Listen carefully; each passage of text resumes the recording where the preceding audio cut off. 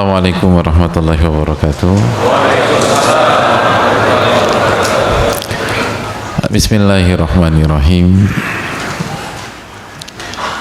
Alhamdulillahi rabbil alamin. Nahmaduhu wa nasta'inuhu wa nastaghfiruh. Wa na'udzu billahi min syururi anfusina wa min sayyiati a'malina. Man yahdihillahu fala mudilla lahu wa man yudlil fala hadiyalah.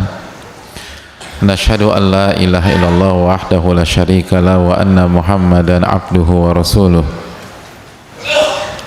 Allahumma salli wa sallim wa barik wa an'im ala nabiyyina Muhammadin wa ala alihi wa sahbihi ajma'in.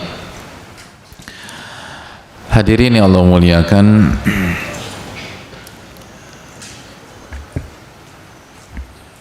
keluarga besar DKM, ketua DKM dan segenap jajarannya, jamaah yang semoga Allah muliakan dan Allah berkahi, amin ya rabbal alamin. Tidak ada kata yang layak untuk kita ucapkan pada kesempatan kali ini kecuali bersyukur kepada Allah Subhanahu wa ta'ala atas segala nikmat yang Allah berikan kepada kita, khususnya nikmat ilmu, nikmat hidayah, nikmat iman, nikmat diberikan taufik sehingga kaki ini bisa melangkah ke salah satu rumah-rumah Allah Subhanahu wa ta'ala, dan semakin bermakna ketika kondisi seperti ini di tengah guyuran air yang berkah. Wa nazzalna minas sama'i ma'an mubarakan, dan kami turunkan dari langit itu air yang penuh dengan berkah. Ketika kita hadir dalam kondisi hujan, berarti kita hadir di tengah-tengah air yang penuh dengan keberkahan.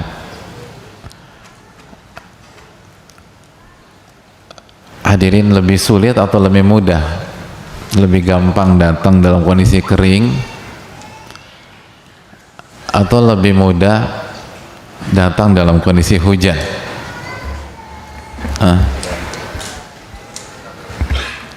Apa? Susah pertanyaannya. Kayaknya beban hidup antum berat ya. Jadi kita semua atau secara umum kita sepakat bahwa datang dalam kondisi hujan itu jauh lebih sulit, lebih menantang. Maka ingatlah selalu sabda Nabi SAW, inna idhamal jaza ma'idhamil bala.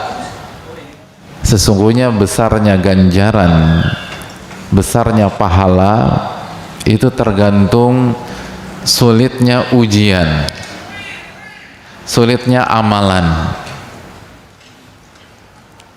Makanya salat sunnah terbaik adalah salat sunnah apa hadirin? Salat lail. Salat sunnah yang paling afdal salat subuh sama isya. Nah, di sini salat subuh itu sunnah hadirin. Salat sunnah terbaik. Qiyamul lail. Kenapa? Karena Nabi SAW bersabda, wassallu bil laili wan nasu niyam. Salatlah di waktu malam di saat mayoritas manusia itu tertidur. Nggak mudah. Itu waktu-waktu yang sulit untuk digunakan sujud kepada Allah Subhanahu wa ta'ala. Maka jika kita bisa sujud di waktu itu dan kita bisa takarrub kepada Allah di waktu itu, maka itu salah satu atau itu menjadi salat sunnah terbaik yang ada di dalam agama kita. Maka bagi hadirin sekalian, sadari dan yakinilah bahwa kehadiran kita di masjid yang semoga Allah berkahi ini itu pahalanya besar. Ditambah lagi kita adakan di salah satu hari dari 4 bulan haram, yaitu bulan Rajab, di mana amal ibadah yang dikerjakan oleh seorang hamba di 1 dari 4 bulan haram ini dilipat gandakan oleh Allah, sebagaimana dosa pun dilipat gandakan oleh Allah Subhanahu wa ta'ala. Silakan cek tafsir surat At-Taubah ayat 36 dalam buku-buku tafsir ulama kita. Kita akan menemukan sebuah data, sebuah keterangan bahwa amal ibadah yang dikerjakan di 4 bulan haram dilipat gandakan oleh Allah, dan dosa yang dikerjakan di 4 bulan haram pun pun mendapatkan pelipat gandaan oleh Allah Subhanahu wa ta'ala. Jadi hari-hari ini adalah momentum beribadah, momentum beramal soleh. Kajian yang diselenggarakan di hari-hari ini pahalanya berbeda dengan bulan-bulan biasa, dan apabila kita mengamalkan isi kajian tersebut, ilmu itu, maka pahalanya pun dilipat gandakan oleh Allah Subhanahu wa ta'ala. Sebaliknya, barang siapa yang ingin berbuat dosa, camkan baik-baik bahwa dosa di hari-hari ini dilipat gandakan oleh Allah Subhanahu wa ta'ala.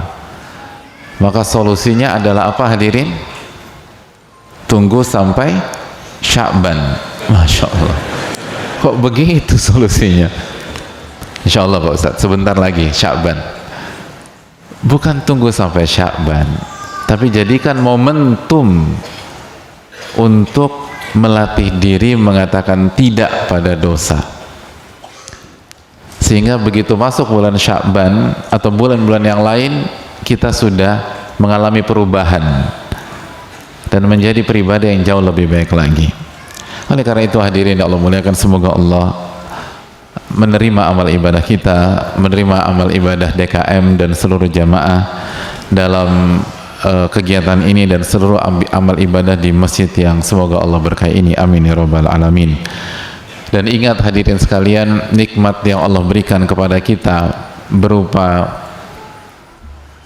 kesempatan untuk beribadah, kesempatan untuk taqarrub, mendekatkan diri kepada Allah, itu sangat mahal, itu sangat mewah.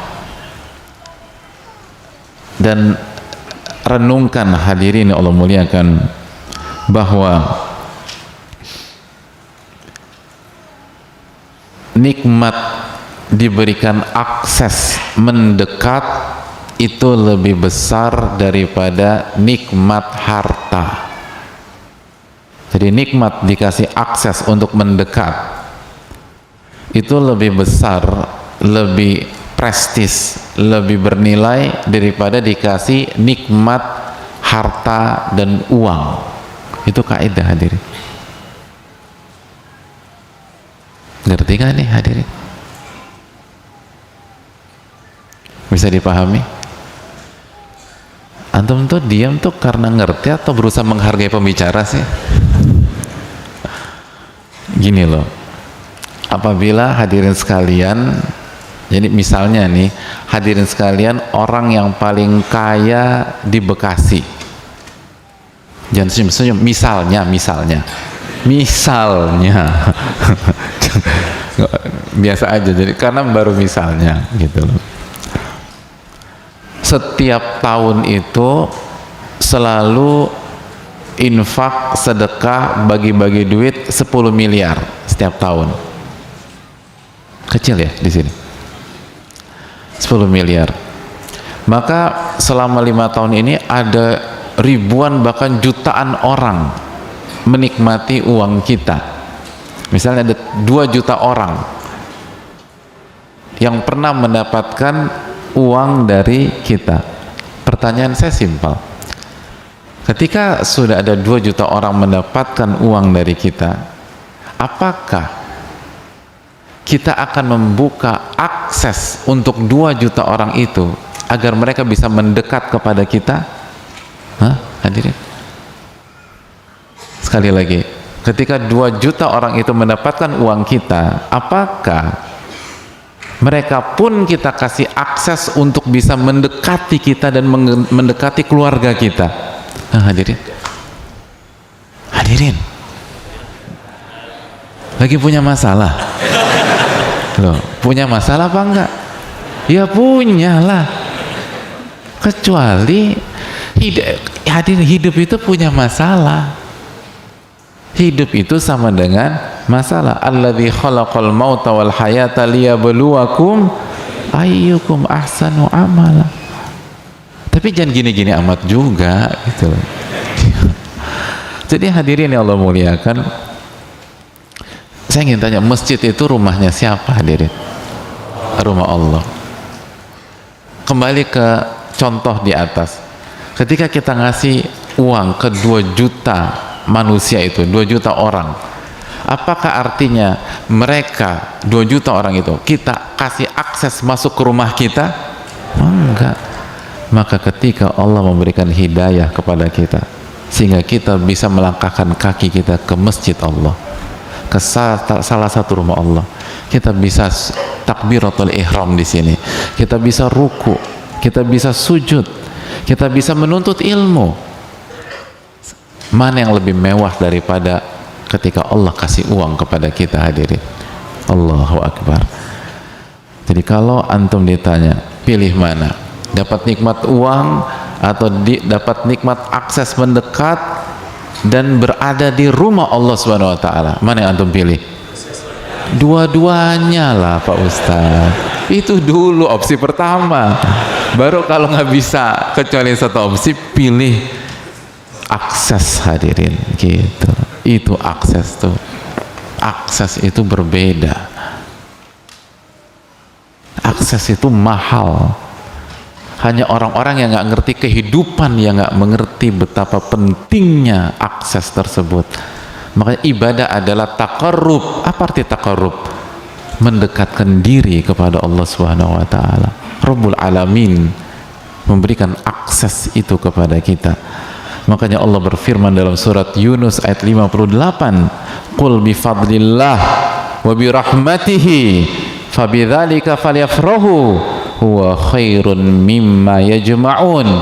Katakan kepada mereka wahai Muhammad, hendaknya mereka gembira saat mereka mendapatkan karunia dan rahmat Allah Subhanahu wa taala.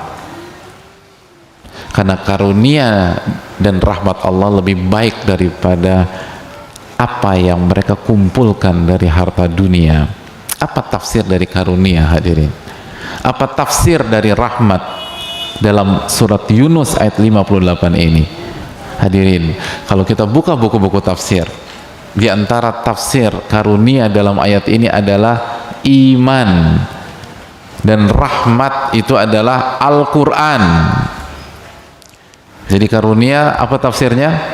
Iman, dan rahmat Al-Quran. Maka maknanya, katakan kepada mereka, hendaknya mereka bergembira ketika mendapatkan iman dan Al-Quran, karena iman dan Al-Quran lebih mahal, lebih baik daripada apa yang mereka kumpulkan. Karena dikasih iman dan dikasih Al-Quran berarti dikasih akses mendekat kepada Allah Subhanahu wa ta'ala. Allah berfirman dalam surat Al-Baqarah ayat 186, "Wa idza sa'alaka ibadi anni fa inni qarib." Dan apabila hambaku bertanya kepada diriku, hambaku hadirin, orang-orang yang menghamba kepada Allah, orang-orang yang beribadah hanya kepada Allah, kalau mereka tanya tentang aku, fa inni qarib, aku tuh dekat hadirin. Oleh karena itu semoga kita bisa mengerti esensi dari kebersamaan kita. Ini bukan hanya sekedar berkumpul, ini bukan hanya sebatas belajar, ini akses yang Allah berikan kepada kita untuk kita mendekat kepadanya, dan akses mendekat itu lebih mahal daripada diberikan harta dunia hadirin sekalian. Semoga kita bisa memahami dan kita bisa mensyukuri. Kenapa demikian? Karena kata para ulama seperti Ibnul Qayyim hadirin sekalian, kalau kita mau berubah, Yang pertama kali itu sadar dulu hadirin. Itu poin, sadar. Kalau kita ingin bersyukur, kita harus sadar bahwa kita sedang dapat nikmat. Kita nggak akan bisa mensyukuri kajian kita pada pagi hari ini kalau kita tidak menyadari betapa mahalnya kajian itu, betapa mewahnya nikmat yang Allah berikan. Ini tentang akses hadirin, ini tentang kesempatan mendekat, ini tentang ketika Allah Subhanahu wa ta'ala mengizinkan kita menginjakan kaki ke rumahnya. Itu hal yang sangat prestisius hadirin sekalian, karena tidak semua orang yang Allah kasih dunia, Allah kasih taufik untuk berada di rumahnya Subhanahu wa ta'ala.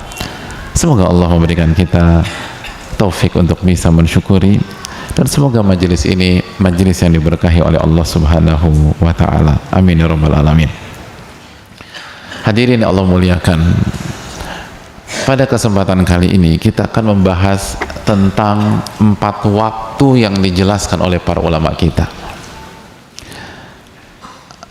4 waktu yang menjadi kunci sukses seorang hamba, dan ini dijelaskan oleh banyak para ulama, dijelaskan oleh Syekhul Islam, dijelaskan oleh Ibnu Abi Dunya, dijelaskan oleh Wahab bin Munabbih, dijelaskan oleh banyak para ulama kita. Hadirin yang Allah muliakan, dan ini penting karena waktu adalah nikmat dunia yang sangat mewah hadirin. Dan lagi-lagi waktu itu lebih mahal daripada uang hadirin sekalian. Waktu itu lebih mahal daripada harta. Tapi waktu kurang mendapatkan penghargaan dari kita. Waktu kurang mendapatkan penghargaan dari kita. Padahal itu yang paling mewah. Makanya Ibnu Hubairah pernah mengatakan, wal waktu anfasu ma unita bihifdhihi wa arahu ashala ma alayka yadhi'u. Dan waktu adalah hal yang paling mewah untuk Anda perhatikan dan Anda jaga. Namun justru yang saya lihat adalah waktu adalah hal yang paling mudah disia-siakan. Kan begitu hadirin. Waktu hal yang paling mudah disia-siakan. Padahal itu yang paling mewah. Makanya penyesalan orang-orang yang bermasalah, yang kufur, yang bermaksiat ketika mereka wafat, apa yang mereka sesalkan hadirin? Coba buka surat Al-Mu'minun ayat 99 dan 100. Mereka katakan Rabbirji'un. Ketika maut itu datang, maka permintaan mereka bukan uang hadirin sekalian, bukan perusahaan, bukan saham. Bahkan mereka tidak meminta istri dan anak-anak mereka. Mereka nggak minta suami mereka. Apa yang mereka minta hadirin? Rabbirji'un. Tolong kembalikan kami, kembalikan aku ke kehidupan dunia. Mereka minta waktu hadirin. Mereka minta waktu. La'alli a'malu salihan fima taraktu, agar aku bisa mengerjakan amal soleh yang selama ini aku tinggalkan. Minta waktu, nggak minta duit, nggak minta air, nggak minta bertemu sama keluarga, bahkan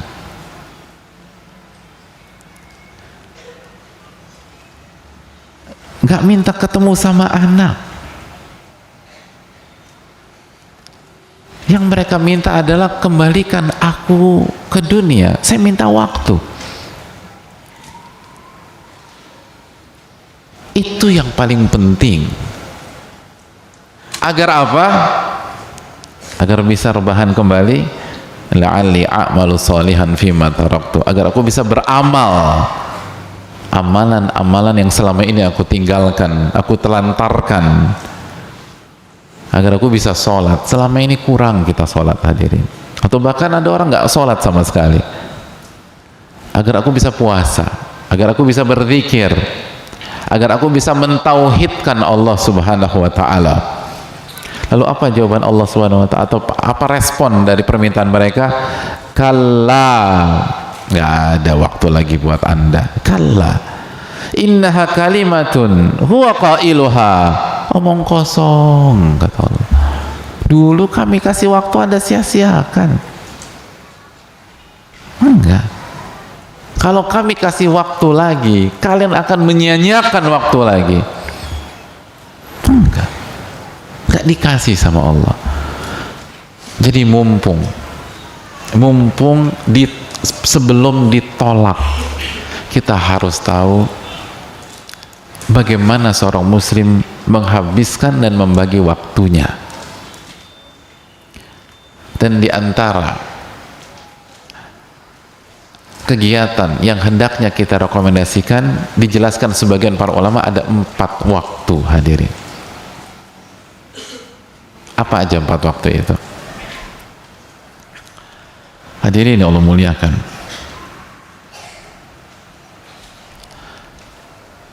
kalau saya mau bertanya sama jamaah sekalian, ini kalau dari muka-mukanya ini wajah-wajah sibuk semua, hadirin. Ini orang-orang sibuk. Gimana ngabisin waktu dengan apa, hadirin sekalian? Hah? Loh, diam lagi tuh, subhanallah. Masya Allah, luar biasa. Ibu-ibu, waktu ibu-ibu habis buat apa? Baca Quran, Masya Allah. Luar biasa, beruntung bapak-bapak ini punya istri seperti ini.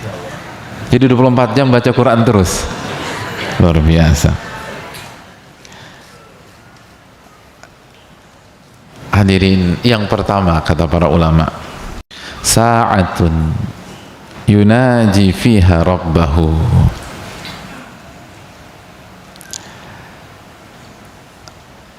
Yang pertama adalah waktu yang kita gunakan dan kita habiskan untuk munajat kepada Allah.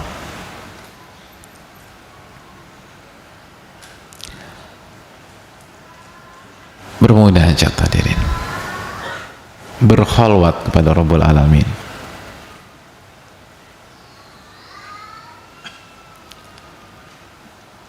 Itu ghanimahnya orang-orang beriman. Kata Wahab bin Munabbih rahimahullah ta'ala, bahwa orang beriman itu yakhlu liyagnam, dia itu suka berkhalwat. Apa arti berkhalwat? Hanya dia dengan Allah subhanahu wa ta'ala.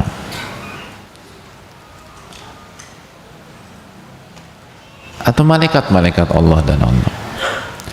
Tidak ada manusia lain di situ.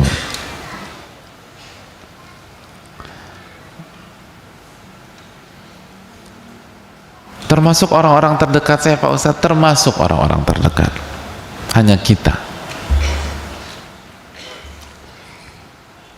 Lalu istri ditaruh di mana, Pak Ustadz? Terserah, hadirin. Loh, terserah kondisi masing-masing, maksud saya.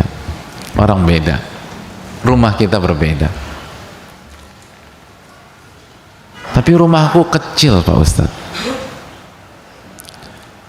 Bisa jadi nggak di rumah, di masjid misalnya. Kita iktikaf. Atau pada saat istri kita di rumah mertua kita, anak-anak sekolah, atau anak-anak tidur, istri tidur. Biasanya kita bangun tahajud sama istri, atau kita sama-sama bangun untuk sholat. Biasa bangun sama istri jam berapa, hadirin? Ya Allah,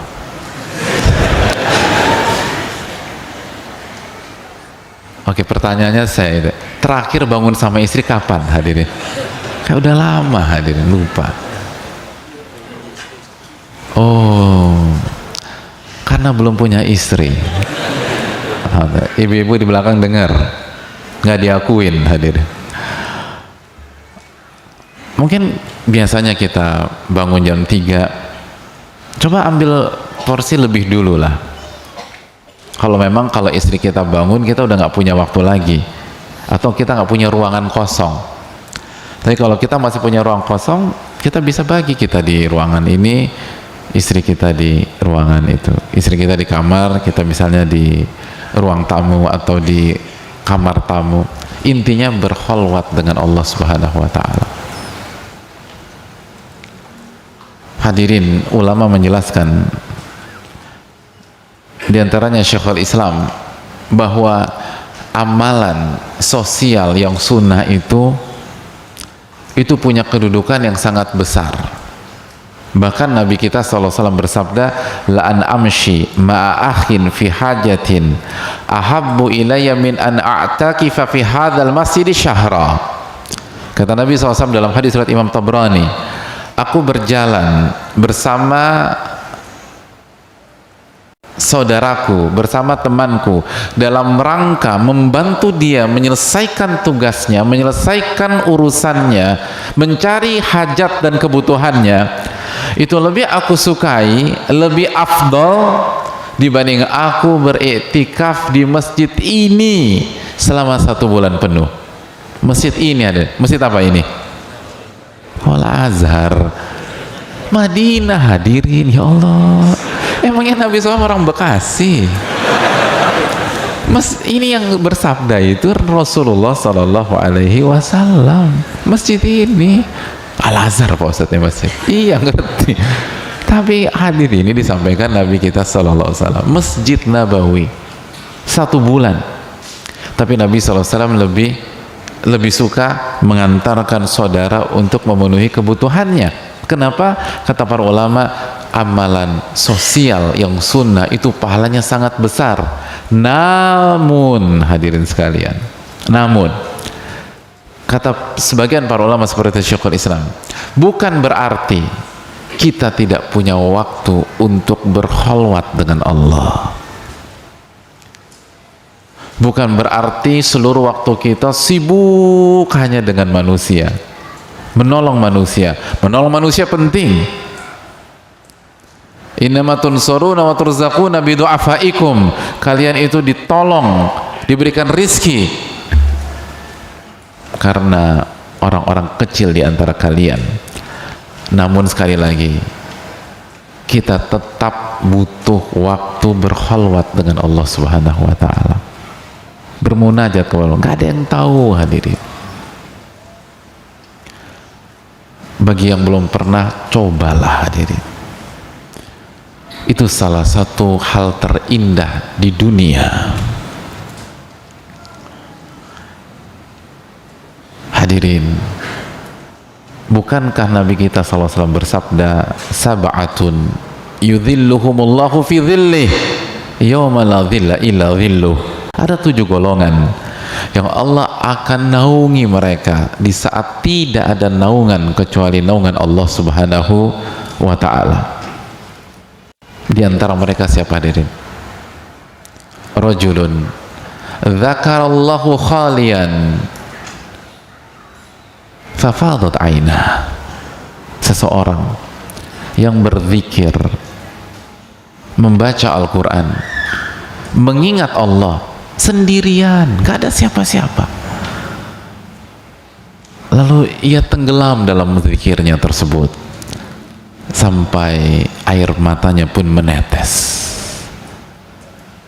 Orang-orang seperti itu akan dinaungi pada hari kiamat di saat tidak ada naungan kecuali naungan dari Allah. Bukankah kita butuh naungan itu hadirin? Bukankah itu hari yang paling mencekam dalam kehidupan seorang hamba? Bukankah pada hari itu yauma yafirul mar'u min akhihi wa ummihi wa abihi wa sahibatihi wa bani? Pada hari itu seseorang akan menghindari saudaranya sendiri. Ia pergi, ia menjauh dari keluarga saudaranya itu. Wa ummihi wa abihi, ia menjauh dari ayah dan ibunya. wa sahibatihi wa bani. Ia menyingkir dan menjauh dari istri dan anak-anak. Likulli imri'in minhum yawma idzin sya'nu yughni. Pada hari itu setiap orang hanya ingin mengurus urusannya sendiri. Bukankah itu rangkaian ayat yang kita baca dalam surat Abasa? Hari yang menakutkan. Dan pada saat hari yang begitu mencekam, ketika matahari hanya 1 mil di atas kita, Allah kasih naungan, tapi tidak untuk setiap orang, hanya 7 golongan.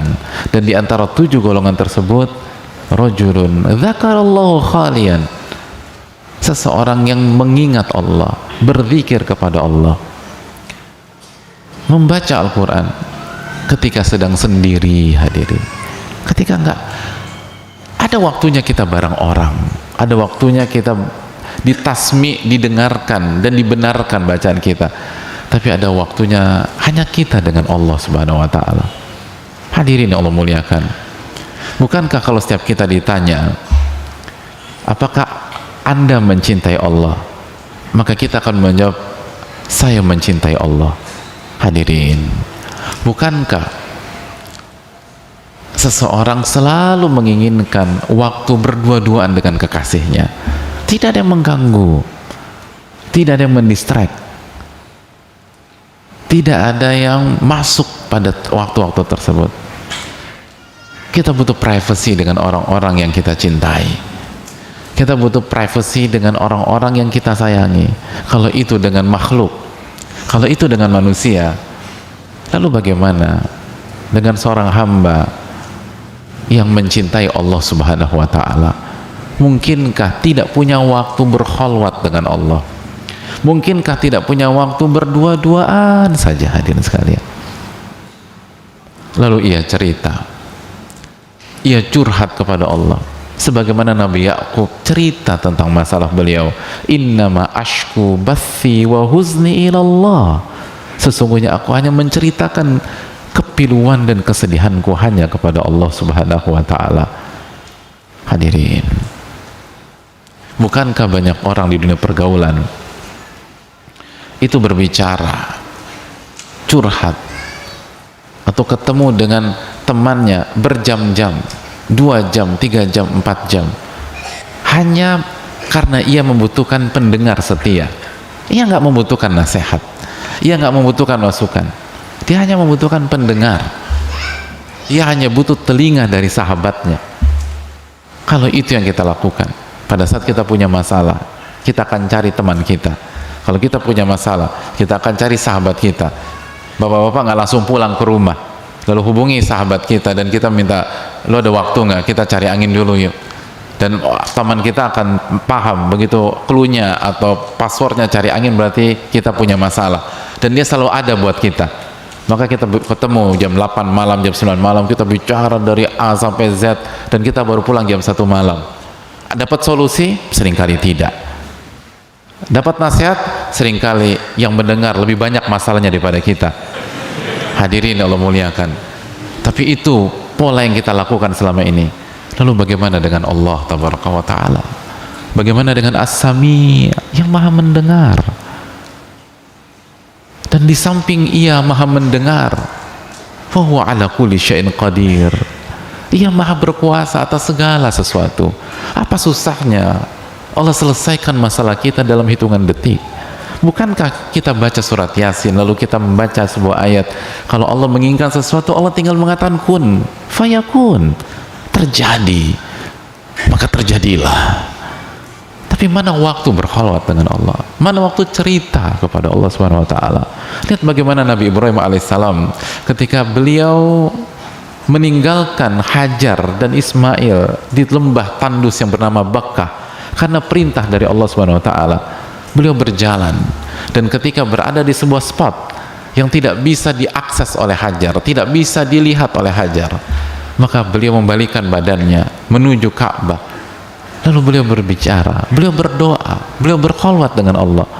Beliau ceritakan masalahnya, Rabbana inni askantu min dzurriyyati biwadin ghairi dzi zar'in inda baitikal muharram rabbana liyuqimus shalah. Ya Allah, ya Rabb kami, aku baru saja meninggalkan istri dan anakku di sebuah lembah min ghairi dzi zara'in, yang tidak ada kehidupan di sana, tidak ada tumbuhan, tidak ada air, tidak ada kehidupan,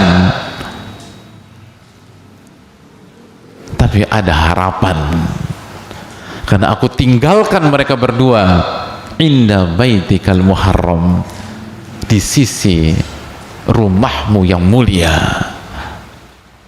Rabbana liyuqimus shalah, ya Allah, semata-mata aku tinggalkan mereka agar mereka menegakkan sholat, menegakkan sholat.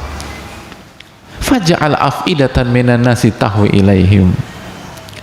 Lihat, setelah bercerita kepada Allah, setelah bercerita hadirin, baru Nabi Ibrahim masuk ke permintaan.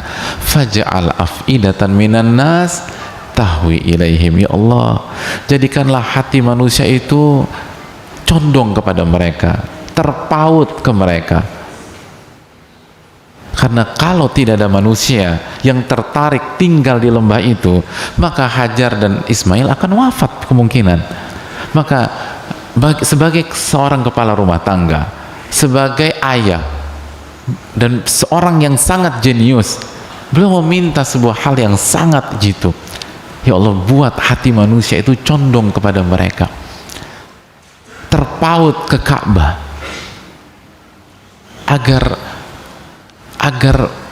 ada kehidupan di sana, agar mereka tidak seorang diri. Apa yang bisa dilakukan seorang wanita dengan anak kecilnya kalau nggak ada siapa-siapa? Makanya kata para ulama, apabila detik ini kita merasa kangen ke Masjidil Haram, kita merasa rindu untuk ke Ka'bah al-Musyarrafah, ketahuilah pada detik itu pesannya adalah doa Nabi Ibrahim diijabah oleh Allah sampai hari ini. Setiap keinginan untuk umrah, setiap harapan untuk mengunjungi Masjidil Haram, itu adalah jawaban Allah dari doa Nabi Ibrahim alaihissalam ketika beliau berdoa dengan doa tersebut. Betapa powerfulnya doa beliau hadirin, doa yang dipanjatkan dalam surat Ibrahim ayat 37. Setiap rasa rindu ke Masjidil Haram, ke Ka'bah, itu karena doa Nabi Ibrahim diijabah oleh Allah. Itu salah satu sebabnya. Powerful hadirin. Lihat powerfulnya berkholwat dengan Allah sampai hari ini. Sampai kita yang gak ada hubungannya dengan keluarga itu secara langsung merasakan dampak dari berkholwatnya Nabi Ibrahim alaihissalam pada saat itu. Dan lihat bagaimana Nabi Ibrahim bercerita hadirin, bercerita. Apa susahnya Nabi Ibrahim to the point kepada Allah? Langsung aja di skip. Nabi Ibrahim nggak makan Rabbana inni askantu min dzurriyyati biwadin ghairi dzi zar'in. Emangnya Allah nggak tahu hadirin sekalian? Allah Al-Alim, Allah Al-Khabir, Allah As-Sami', Allah Al-Basir. Allah mengetahui apa yang Nabi Ibrahim lakukan, dan beliau lakukan itu karena perintah Allah Tabaraka wa Ta'ala. Lalu kenapa Nabi Ibrahim bercerita?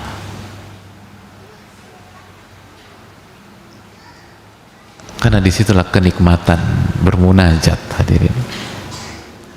Disitulah sensasi berkholwat yang tidak pernah akan bisa dimengerti kecuali orang yang pernah ngejalanin itu.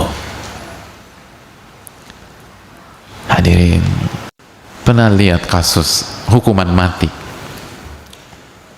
berapa bulan lagi, lalu ditanya, apa yang kamu inginkan? Saya hanya ingin ketemu istri saya. Ada yang mengatakan saya hanya ingin ketemu ibu saya, atau ada yang mengatakan saya hanya ingin ketemu anak saya. Lalu dipertemukan, dan sebagian mereka itu nggak bicara hadirin, hanya meluk. Tapi itu kado yang sangat mewah sebelum dia harus menjalankan hukuman tersebut. Hadirin, kebersamaan dengan pihak yang dicintai selalu indah. Itu yang diinginkan para pencinta. Hadirin, para pencinta itu mengetahui dan menyadari bahwa kebersamaan lebih mahal daripada harta. Kebersamaan itu lebih mewah daripada fasilitas dunia.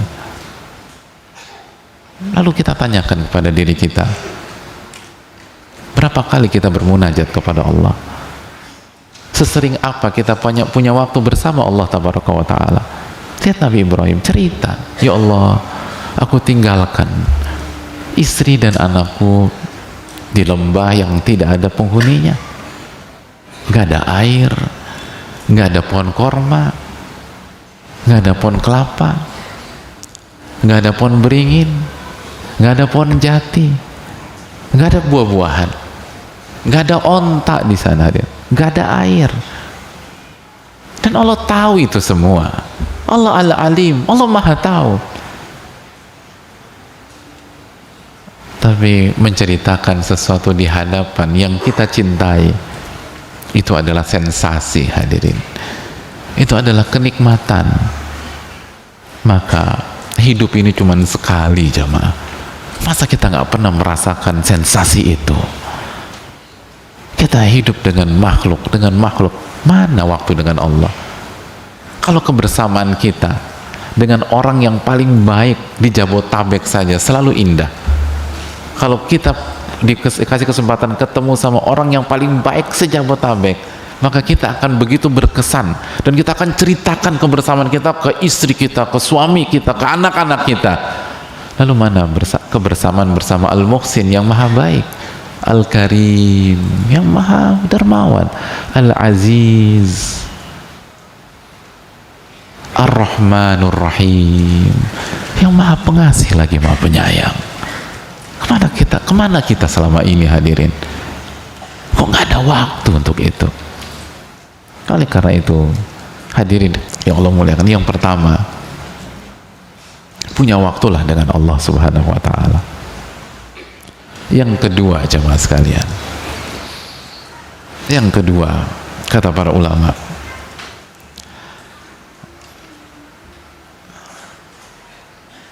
wasa'a yakhlu fiha, atau wasa'a yuhasibu fiha nafsahu, wasa'atun yuhasibu fiha nafsahu.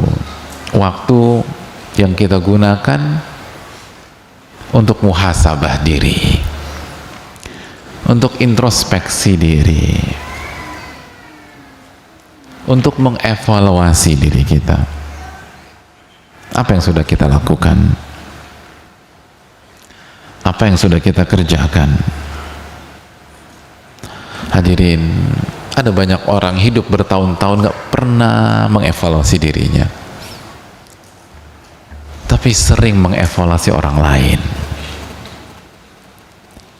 sering membahas aib orang lain, adapun aib dirinya lupa. Hadirin, kata para ulama seperti Wahab bin Munabbi menyampaikan, orang yang punya akal sehat, dia akan sibuk dengan aibnya daripada ngurusin aib orang lain. Hadirin yang Allah muliakan, mengevaluasi diri itu penting. Itu kunci semua orang-orang sukses. Al-Hasan Al-Basri, simak baik-baik ucapan ini, hadirin. Al-Hasan Al-Basri mengatakan, al-mu'min qawwamun ala nafsihi. Seorang mukmin itu pemimpin terhadap dirinya sendiri. Yuhasibu nafsahu, ia akan selalu mengevaluasi dirinya, ia akan selalu memuhasabah dirinya, ia akan selalu mengaudit dirinya.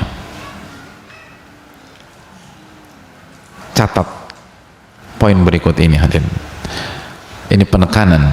Wa innama khaffal hisabu yaumal qiyamah ala qaumin hasabu anfusahum fid dunya, wa innama syaqqal hisabu yaumal qiyamah ada qaumin akhadhu hadzal amra min ghairi muhasabah.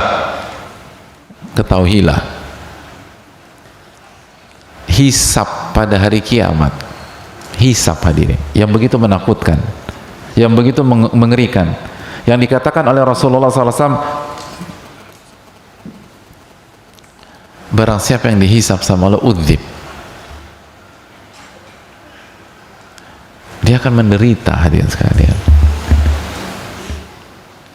manukishal hisabu udzib, barang siapa yang dinikosh, yang diajak, dibahas dirinya oleh Allah, dia akan tersiksa. Hisab menakutkan hadirin. Semua kita berharap masuk surga tanpa hisab. Kita berharap hisab kita, kalaupun harus hisab, dimudahkan semudah-mudahnya. Bagaimana cara mendapatkan hisab yang mudah? Kata Al-Hasan Al-Basri, hisab itu dimudahkan bagi orang-orang yang senantiasa menghisab dirinya pada saat dia hidup di dunia. Hisab itu di hari kiamat akan Allah mudahkan, akan Allah simpelkan bagi orang yang suka menghisab dirinya, mengevaluasi dirinya, yang sibuk dengan aibnya, yang mengaudit dirinya pada saat dia hidup di dunia. Itu hadirin, harus ada waktu, gak usah lama-lama hadirin sekalian, tapi rutin.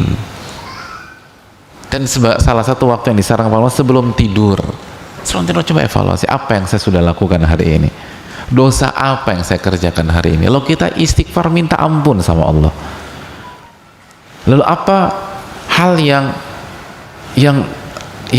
yang ditolong oleh Allah, pertolongan Allah apa pada hari ini sehingga kita bisa beribadah, sehingga kita bisa beramal, lalu kita jaga biar bisa istiqomah.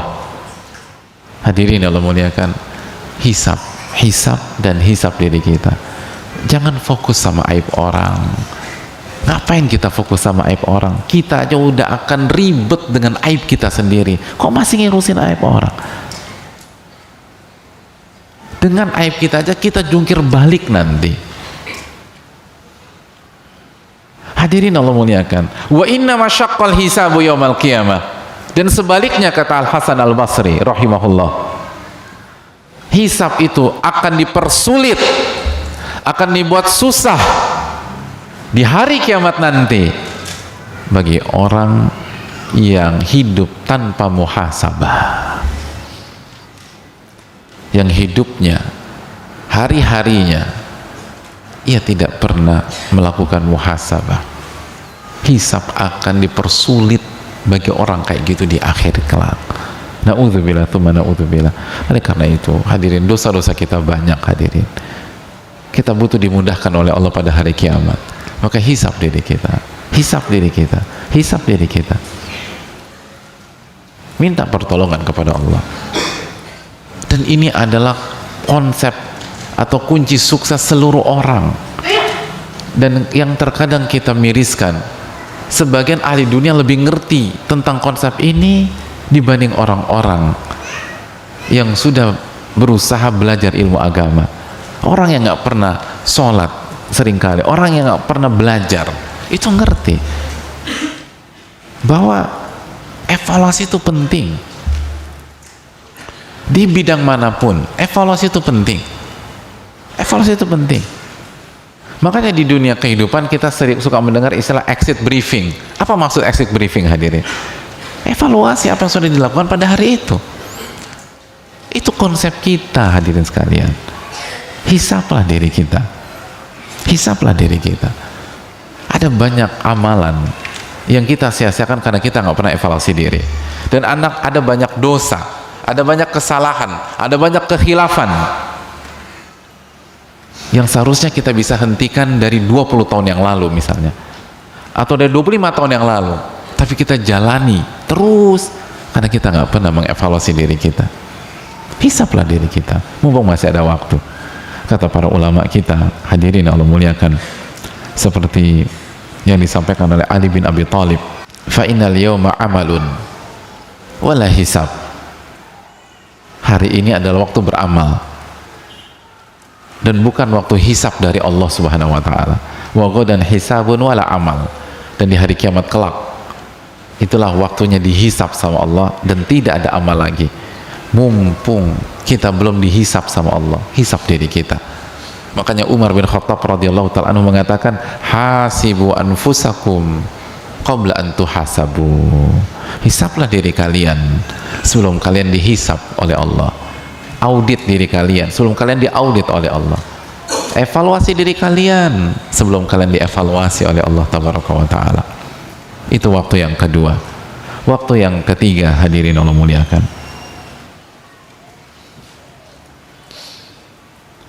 waktu yang ketiga, wasa'ah yakhlu fiha bi ashabihi alladhina yukhbirunahu bi uyubihi wa yuhaddithunahu an dhati nafsihi.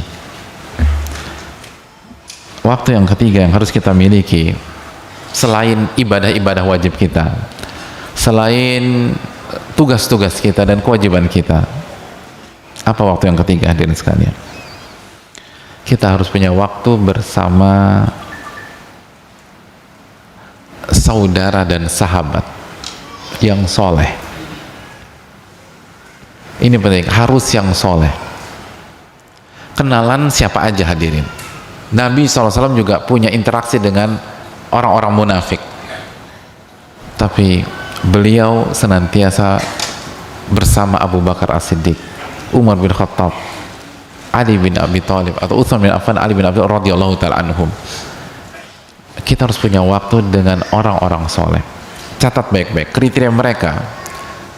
Selain soleh, yukhbirunahu bi'uyubihi.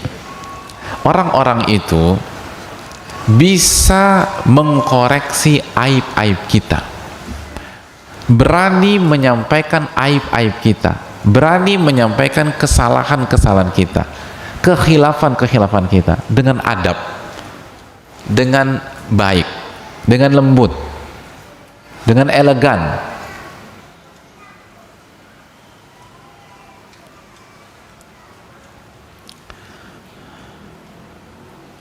Wa yuhaddithunahu an dzati nafsihi. Dan orang-orang itu bisa ngebacain diri kita, bisa memprofiling kita, hadirin. Mas, kamu tuh kekuatan kamu tuh di sini gitu. Kamu lemahnya di sini gitu loh. Jadi kamu perbaiki kelemahan kamu, atau jangan main di situ, main di sini aja. Kamu nggak kuat di situ. Cari orang-orang seperti itu. Cari orang-orang soleh yang berani bicara. Cari orang-orang soleh yang mau kasih masukan kepada kita. Cari orang-orang soleh yang bisa memperbaiki aib-aib kita. Makanya kaidahnya al-muslim mir'atu akhi. Seorang muslim itu cermin bagi saudaranya. Fungsi cermin itu apa sih, hadirin sekalian? Gitu. Kalau baju kita kusut, peci kita agak miring, cermin dibenerin lagi, dilurusin. Itu fungsi cermin. Fungsi cermin adalah memastikan bahwa penampilan kita tepat, baik. Nah, fungsi sahabat itu demikian. Dan hati-hati dengan sahabat yang ABS. Sahabat yang penting kita seneng, hadirin. Sahabat yang penting ditraktir sama kita. Yang penting kita ditraktir. Sahabat yang hanya muji-muji kita. Makanya kata para ulama, hati-hati dengan orang yang kalau muji Anda berlebihan. Karena kalau dia punya mental memuji Anda berlebihan, maka kalau dia mencela Anda, dia akan mencela berlebihan juga. Hati-hati, jangan senang, bahaya orang kayak gitu. Cari orang yang bisa memberikan masukan kepada kita. Dan ini penting. Kata para ulama, almar'u ibnu bi'atihi. Seseorang itu anak dari lingkungannya. Seseorang itu anak dari lingkungannya. Kualitas kita itu setelah taufik dari Allah Subhanahu wa taala sangat ditentukan oleh dengan siapa kita bergaul, hadirin. Dengan siapa kita bergaul. Makanya kata para ulama seperti Syekh Saleh Al-Utsaimin hafizahullahu taala, kata beliau, fayahtaju talibul ilmi ila muasyarati ghairihi minat tullab. seseorang penuntut ilmu itu butuh bergaul dan berinteraksi dengan penuntut ilmu. Jadi kalau ditanya, jadi dengan siapa saya harus bersahabat Pak Ustadz? Dengan penuntut ilmu. Yang maksudnya orang-orang yang punya karakter menuntut ilmu. Mungkin dia bukan santri, dia bukan santriwati, tapi karakternya, tapi sikapnya, dia adalah pembelajar sejati. Kalau bicara sama dia itu nggak keluar dari dalil, terlepas secara langsung maupun tidak langsung, nggak mau bermaksiat. Kalau bicara nggak tertarik ngomongin orang, nggak tertarik bicara aib orang, tapi lebih saling nasihat menasehati, saling memberikan masukan. Sebagaimana tadi kata para ulama, dia bisa kasih tahu kekurangan kita, kekhilafan kita, kesalahan-kesalahan kita untuk kita perbaiki. Cari itu. Makanya kaidah besar hadirin sekalian, kata para ulama seperti Syekh Saleh, wala yahsunu biqasidil ula illa intikhabu suhbatin salihatin tu'inuhu. Maka bagi orang yang punya mimpi besar, mimpi yang tinggi, dia tidak akan berhasil meraih mimpinya kecuali dia punya sahabat yang soleh yang senantiasa membantu dia. Itu poin. Jadi jangan pernah berpikir kita akan berhasil tanpa sahabat yang soleh. Kita butuh sahabat yang soleh. Itu penting hadirin. Makanya Nabi SAW bersabda apa? Ar-rajul ala dini khalili. Seseorang itu di atas agama sahabat dekatnya. Falyanzur ahadukum man khalil. Maka perhatikan dengan siapa dia bersahabat dekat. Khalil itu bukan hanya sekedar kenal. Khalil itu hubungan yang sangat dalam. Itu hadis yang disampaikan oleh diriwayatkan Abu Daud dan Tirmidzi rahimahumullahu taala. Seseorang itu hadirin di atas agama sahabat dekatnya. Itu sahabat dekatnya. Maka perhatikan dengan siapa dia bersahabat. Makanya Ibnu Mas'ud hadirin sekalian pernah mengatakan begini, i'tabirur rajula biman yusahib. Nilailah seseorang dari sahabatnya. Fa inna ma yusahibur rajula man huwa mithluhu. Karena seseorang itu bersahabat dengan yang setipe dengan dia. Makanya ulama mengatakan kalau pengen tahu orang itu siapa sih, anil mar'i la yus'al anhu sal an sahibihi. Kata para ulama, seseorang itu kalau kita ingin tahu siapa dia, kita tidak harus tahu detail tentang dia, tapi opsi lain cek siapa sahabatnya. Ya begitulah dia. Gitu. Begitu. Penting, apalagi kondisi sekarang. Cari sahabat hadirin, dan harus punya waktu. Harus punya waktu. Nabi SAW itu sibuk, tapi selalu punya waktu dengan para sahabat beliau. Sallallahu alaihi wasallam. Selalu demikian. Umar bin Abdul Aziz itu sibuk, khalifah, tapi selalu punya waktu bersama para ulama dan sahabat-sahabat beliau rahimahullahu ta'ala. Orang-orang besar itu selalu punya waktu dengan orang-orang soleh, nggak sendirian. Bahkan Nabi Musa ketika disuruh berdakwah menghadapi Fir'aun, apa yang beliau minta? Rabbi syrahli sadri. Masya Allah, hafal nih. Wa yassirli wahlul uqdatan yafqahu waj'alni. Kok diam? Tadi bagus tadi tuh. Kenapa tiba-tiba diam? Pak Ustadz, sampai situ dulu Pak Ustadz. Setelah enggak. Waj'alni waziran min ahli Harun akhi. Ya Allah, jadikanlah salah satu keluargaku sebagai teman seperjuanganku. Kalau boleh request ya Allah, saya request Harun ya Allah. Harun. Nabi Musa nggak mau berjuang sendirian. Nabi Musa alaihissalam nggak mau berjuang sendirian. Kok kita berjuang sendirian hadirin? Kok kita istiqomah sendirian? Sehebat itukah iman kita? Sedalam itukah ketakwaan kita? Ini Nabi Musa kalimullah, manusia yang diajak bicara oleh Allah alaihissalam. Nabi Musa salah satu ulul azmi minar rusul, 5 terbaik hadirin. maunya sama Nabi Harun, nggak mau sendirian. Pertanyaannya, bagaimana dengan kita? Nabi SAW hidup dengan para sahabat beliau.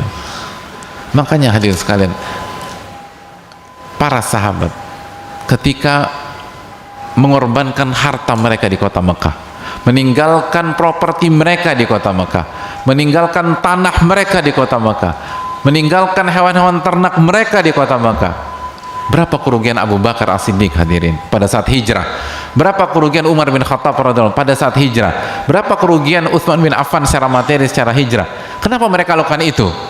Apakah sebatas cari majelis taklim? Bukan.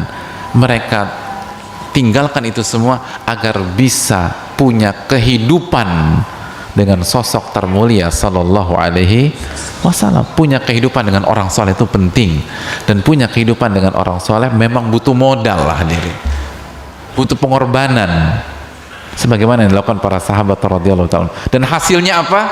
Mereka menjadi generasi terbaik dan mereka sukses bukan hanya di akhirat tapi di dunia. Itu poin hadirin sekalian. Lingkungan sangat penting. Itu sangat menentukan, sahabat hadirin, itu sangat menentukan iman kita, sangat menentukan takwa kita, sangat menentukan pola pikir kita, sangat menentukan bagaimana kita melihat, dari angle mana, dari sisi mana kita membaca sebuah persoalan. Sahabat itu sangat penting. Saya kasih analogi sederhana hadirin sekalian. Apabila di hari Ahad pagi hadirin olahraga di depan sini kan masih Car Free Day nggak sih kalau itu?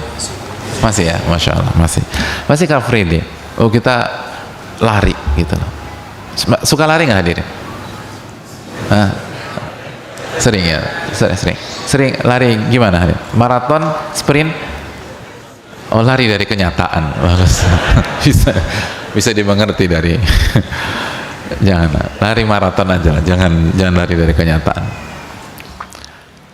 Ketika kita lari lalu kita haus, lalu di depan kita ada sebuah warung, lalu kita berhenti sejenak, lalu kita beli air mineral, 1 botol air mineral. Harganya berapa hadirin? 5.000 ya? Berapa? Sama semua ya, bersaing ya di antara antum ya, harganya bagus 5.000. Gak ada yang 4,5? 5.000, Masya Allah. Jadi harganya, value-nya 5.000. Itu pagi, minggu pagi keringetan minum. Minggu siangnya hadirin punya meeting, ada janji, ada appointment sama seseorang di salah satu restoran bintang 5. Nunggu orangnya belum datang, udah pesen air mineral. Ternyata dibawain air mineral dengan brand yang sama, artinya pabrikannya sama nih hadirin, gitu loh. Pabrikannya sama, sumbernya sama juga. Pada saat kita orangnya tuh udah datang, ternyata jangan di sini deh, kita pindah aja ke lobby hotel. Kita mau pamit, ditagih dong, dikasih bill. Berapa harganya itu? Berapa harganya? Masya Allah, kok kayak lelang hadirin? 20.000 atau 30.000. Bayangkan hadirin sekalian. Yang tadi berapa dong? Yang tadi 5.000. Siangnya kenapa hadirin? Apakah karena harga pagi 5.000 lalu harga siang 30.000? Terus apa yang membedakan value mereka? Atau antum marah-marah, kira-kira tersinggung nggak? Atau dilawan nggak itu kasir restorannya? Jangan bawain aneh ya, tadi pagi aneh baru beli, harganya 5.000. Ini penipuan gitu loh. Aneh mau masukin sosmed dulu gitu loh. Hadirin, seperti itu enggak. Kenapa kita nggak merasa ditipu? Cuman beda jam loh, brandnya sama. Karena kita memang tidak ditipu. Itulah harga dan nilai yang berlaku di sana. Lalu apa yang membedakan? Kenapa yang satu 5.000 value-nya, yang satu 20 atau 30.000? Jawabannya apa hadirin? Lingkungannya berbeda. Lingkungannya berbeda. Jadi jangankan manusia, benda mati aja, kalau ditaruh di kaki 5, maka nilainya dan value-nya kaki 5. Dan begitu, botol yang sama, brand, pabrikannya sama, sumbernya sama, tapi begitu ditaruh di lingkungan bintang 5, maka nilai dan value-nya bintang 5. Maka silakan pilih sendiri untuk kehidupan antum.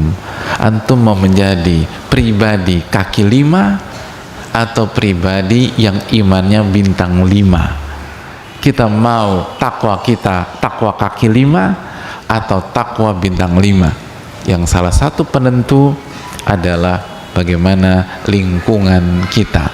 Kalau kita punya kehidupan dengan orang-orang yang imannya bintang 5, ketakwaannya bintang 5, keikhlasannya bintang 5, sabarnya bintang 5, maka insya Allah itu akan mendongkrak kita untuk memperbaiki diri kita. Tapi kalau kita bermain dan punya kehidupan dan hanya muter-muter dengan orang-orang yang keikhlasannya terus kesabarannya rendah, baperan, tersinggungan, hobinya makan bangkai manusia, gibah, fitnah, ya kita jadi pemakan bangkai, kanibal kita dan sekalian, pemakan bangkai. Hadirin, makanya kita butuh waktu bersama mereka. Yang terakhir, waktu yang disampaikan para ulama di sela-sela kewajiban kita, atau selain waktu mengerjakan ibadah wajib, tugas-tugas dan tanggung jawab, di antara waktu yang penting agar kalau kita ingin sukses adalah wasa'atun yakhlu fiha biladzati. Kita perlu punya waktu untuk hobi kita yang kita sukai.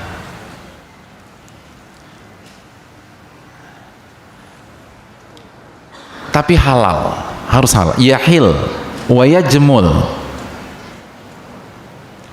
Jadi kita butuh waktu di mana kita mengerjakan apa yang kita sukai, apa yang menurut kita itu nikmat, lezat.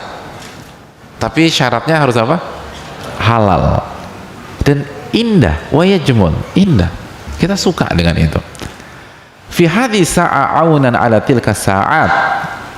Karena emangnya penting Ustaz? Ini bukan kata, ini kata para ulama. Kata para ulama. Dan para ulama masukkan hal ini dalam buku mereka karena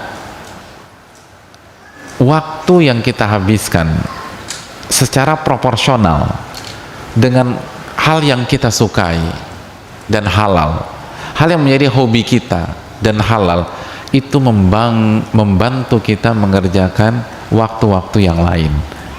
Sangat membantu. Waktu kita sama Allah, waktu kita mengerjakan kewajiban, waktu kita mengerjakan tanggung jawab, waktu kita berkholwat, waktu kita bermuhasabah, waktu kita dengan teman-teman yang lain.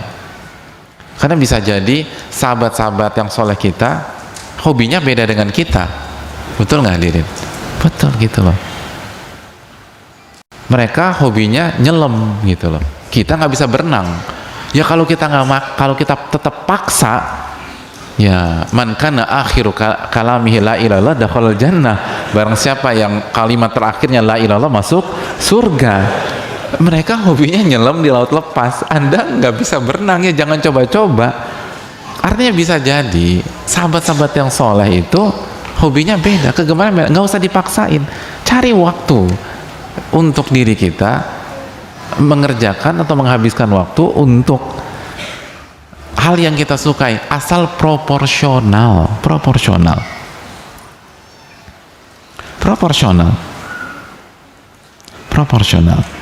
Hadirin Allah muliakan,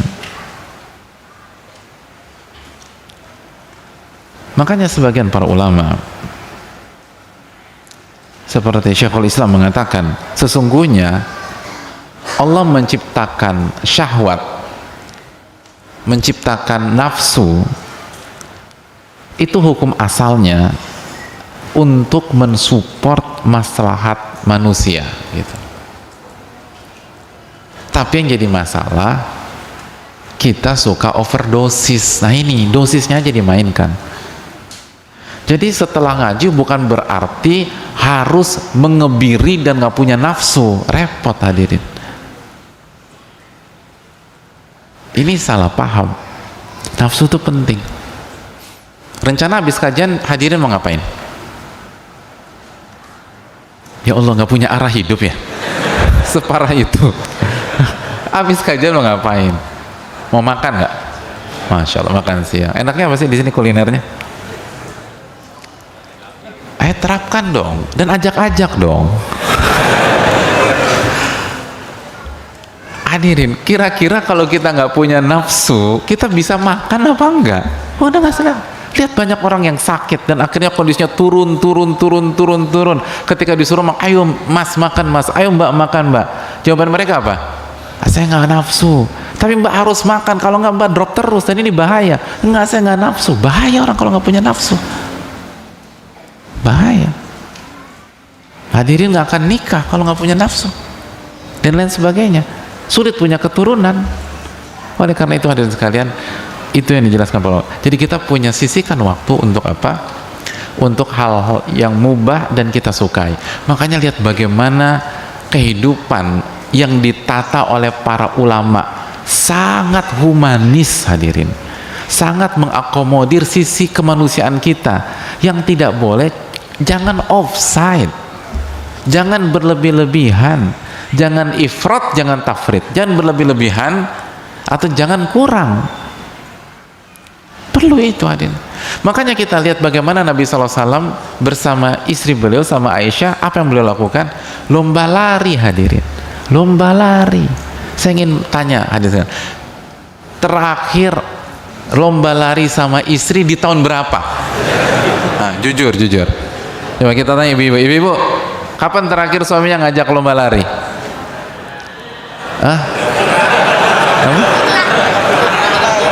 Ya Allah, ibu-ibu jomblo apa udah nikah?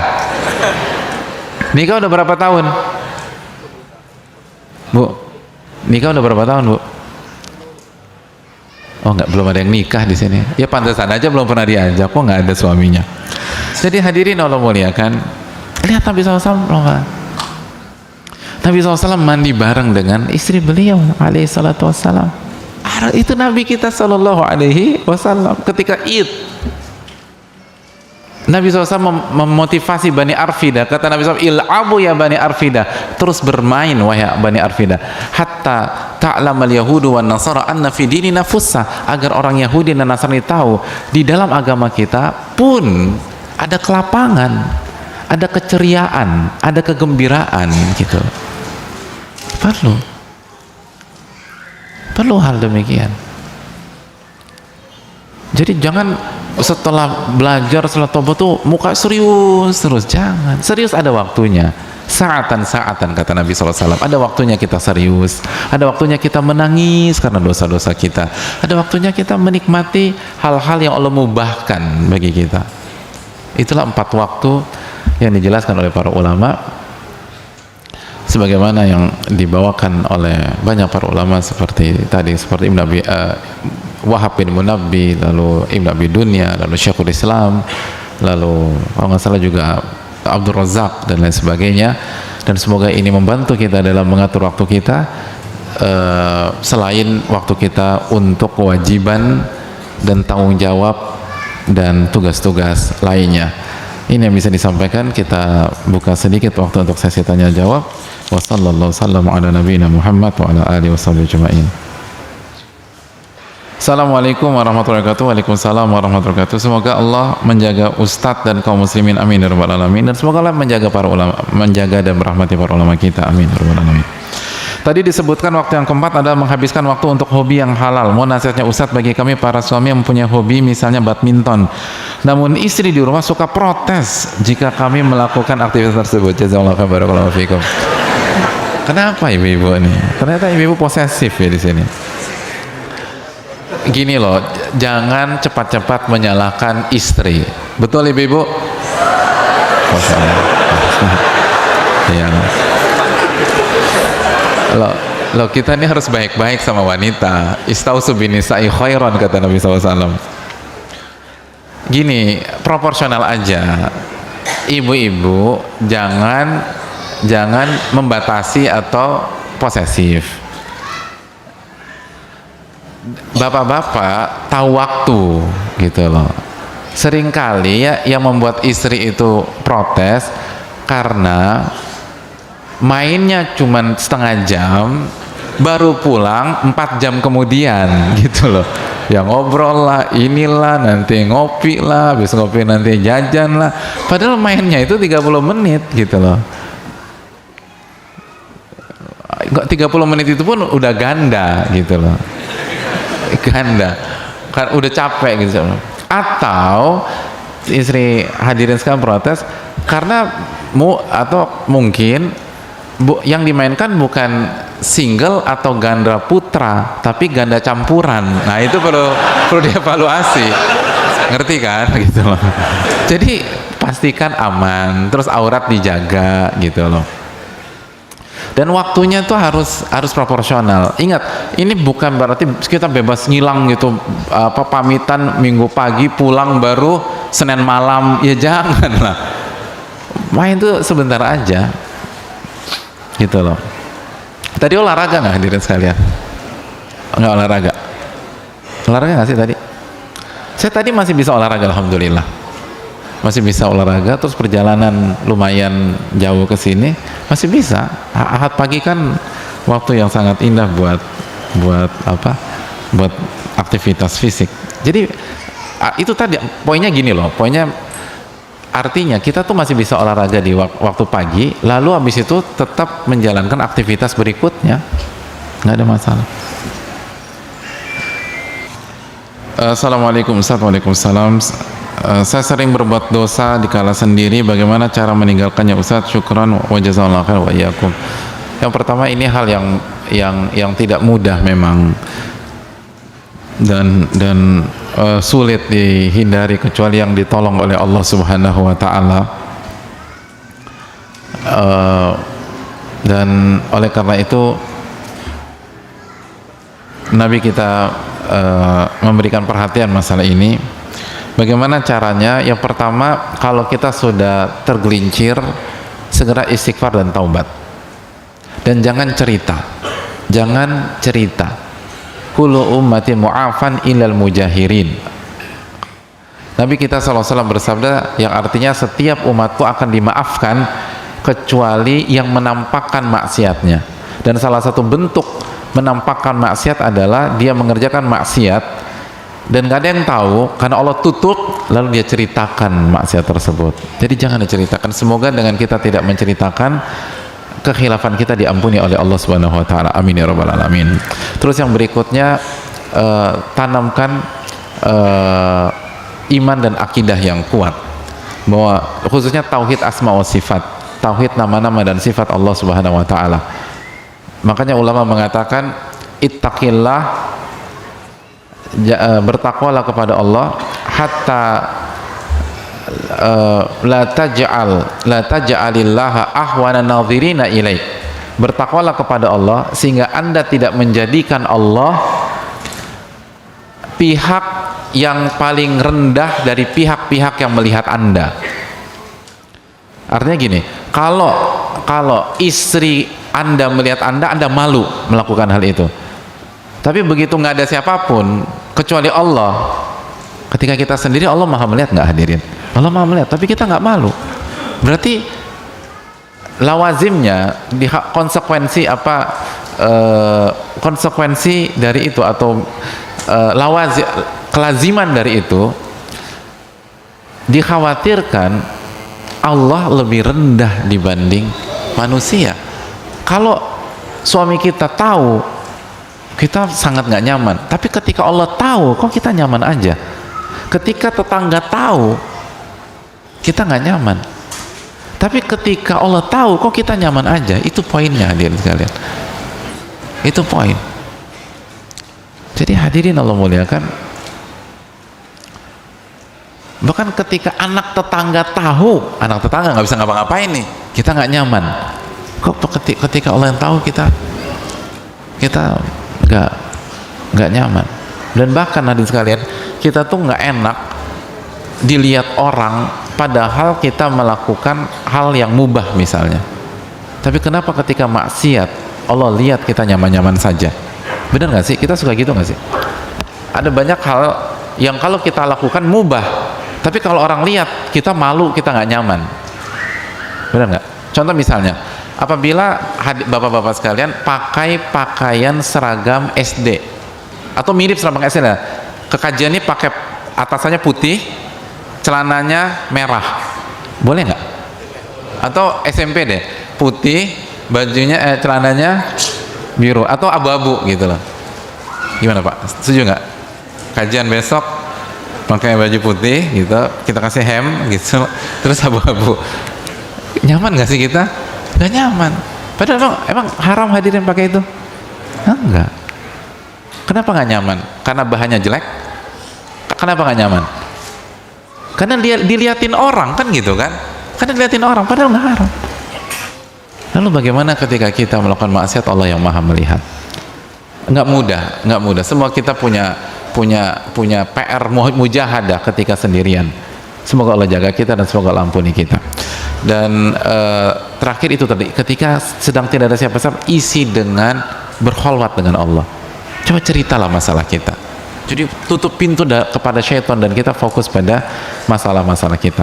Semoga ini bermanfaat bagi yang berbicara dan jamaah sekalian, dan mohon maaf waktu sudah habis, dan semoga Allah menerima amal ibadah kita, dan ketika kita pulang perbanyak doa Rabbana taqabbal minna hadirin, semoga Allah terima amal ibadah kita dan ilmu kita jadi ilmu yang bermanfaat. Senang bisa belajar dengan hadirin sekalian di masjid ini, dan semoga masjid ini senantiasa diberkahi oleh Allah Subhanahu wa taala dan DKM-nya dijaga oleh Allah Subhanahu wa taala, dan terus membuat program-program yang mendekatkan diri hamba kepada Allah Subhanahu wa taala dan sesuai dengan sunnah Nabi sallallahu alaihi wasallam. Subhanakallahumma wa bihamdika la ilaha illa anta astaghfiruka wa atubu ilaik. Assalamualaikum warahmatullahi wabarakatuh. Terima kasih.